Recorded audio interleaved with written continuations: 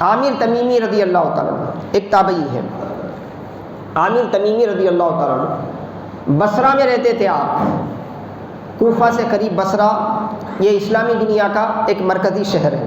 بصرہ، کوفہ، مکہ، مدینہ، یہ خلافت اسلامیہ کے دور میں مرکزی علمی، تجارتی، معاشی، صنعتی ہر اعتبار سے بڑے بڑے جو شہر ہیں آج کے دور میں ہمارے، ویسے شہر بصرہ۔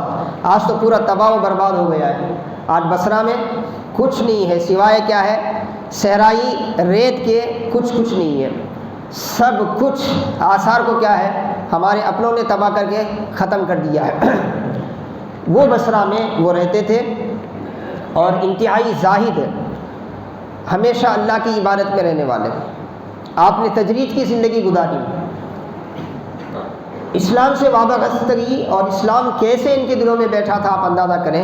ایک جنگ میں حضرت سعد بن ابی وقاص رضی اللہ تعالیٰ عنہ کی امارت میں، آپ کی گورنری میں لڑی گئی ایک جنگ میں آپ شریک ہوئی، مسلمانوں کو فتح نصیب ہوئی، مال غنیمت سب اکٹھا کیا گیا اور خسر امارت یعنی گورنر ہاؤس میں کیا ہے سارا مال جمع کیا گیا، کیونکہ اسلامی اصول یہ ہے کہ مالی غنیمت کو کیا ہے جمع کرنے کے بعد اس کا خمس نکالا جاتا ہے، اس کا 5واں حصہ نکالا جاتا ہے، 5واں حصہ نکال کے اس کو جو بیت المال ہوتا ہے اس میں جمع کرتے ہیں، پھر بیت المال سے شرعی طور پر جن جن کے حصے مقرر ہیں ان کو دیا جاتا ہے، باقی مال مجاہدوں میں تقسیم کر دیا جاتا ہے، باقی مال جنگ میں شریک ہونے والے مجاہدین میں تقسیم کر دیا جاتا ہے۔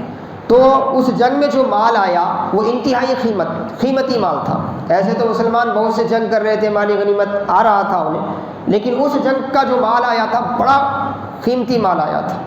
حضرت سعد بن ابی وقاص جیسی شخصیت حیرت سے کیا ہے اس مال کو دیکھتی رہی، ویسے قیمتی جواہر وغیرہ اس میں موجود تھی۔ اتنے میں خسر عمارت پر ایک انتہائی بوسیدہ کپڑے میں ایک نورانی چہرے والا جوان آیا جس کے ہاتھ میں ایک تھیلا تھا، اور تھیلا بھی ایسا قیمتی تھا جس سے اندازہ ہوتا تھا کہ تھیلے میں جو چیزیں ہیں وہ بڑی قیمتی ہیں۔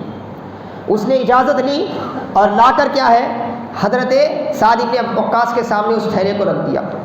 تھیلے کو کھولا گیا تو مال غنیمت سے جمع ہونے والا جتنا مال تھا اس سے بھی قیمتی مال اس میں موجود تھا، اس سے بھی قیمتی مال اس میں موجود تھا۔ آپ نے اس سے پوچھا کہ اے بندے کہاں سے ملا ہے؟ بولے میدان جہاد میں فلاں جگہ سے ملا ہے، یعنی مال غنیمت کا حصہ ہے۔ تو آپ تعجب سے پوچھنے لگے تم نے کچھ نہیں لیا اس میں سے؟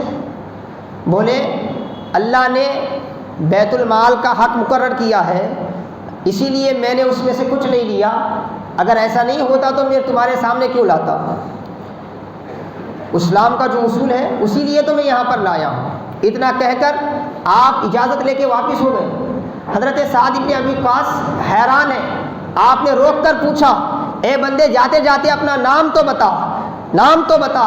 تو آپ نے پلٹ کر مسکرایا اور مسکرا کر کہنے لگا کہ اے امیر میں نے یہ کام اپنے نام کی واہوائی کے لیے نہیں کیا ہے، میں نام بتاؤں گا تو آپ میری تعریف کریں گے، میں نہ آپ کو نام بتاؤں گا نہ کسی اور کو نام بتاؤں گا تاکہ میرا کام معلوم ہو۔ میں نے جس کے لیے کام کیا ہے وہ میرا نام بھی جانتا ہے، میرا کام بھی جانتا ہے، میرا نام بھی جانتا ہے، میرا کام بھی جانتا ہے۔ وہ حضرت عامر تمیمی رضی اللہ تعالیٰ تھے، ایک جنگ میں جا رہے ہیں، گہری جھاڑیوں میں سے گزرنا پڑا، ساتھی جو مجاہد تھے وہ مجاہد کہنے لگے ہم نے سنا ہے کہ یہ جھاڑیوں میں شیر بہت ہوتے ہیں، مگر آپ اپنے ہی انداز سے جا رہے تھے، ذرہ بھی آپ پر کیا ہے کوئی خوف طاری نہیں ہوا۔ تو ساتھی نے کیا ہے پھر سے آپ کو متوجہ کر کے کہنے لگا کہ بھائی ہم نے سنا ہے کہ ان جھاڑیوں میں شیر ہے اور آپ کو خوف نہیں ہوتا؟ بولے میں شیر سے خوف کھانے کے لیے پیدا نہیں ہوا ہوں، میں تو خالق سے خوف کھانے کے لیے پیدا ہوا ہوں، جس کے لیے میں پیدا ہوں اس کا خوف ہے مجھے، جب اس کا خوف ہے تو میں کائنات کی کسی چیز سے کیوں خوف زدہ ہو جاؤں؟ تو یہ اسلام صحابہ سے تابعین میں منتقل ہوا، یہ اسلام، اور اس کے بعد تبع تابعین میں اس کیفیت کے ساتھ اسلام جہاں بھی جاتا اپنا اثر دکھاتا۔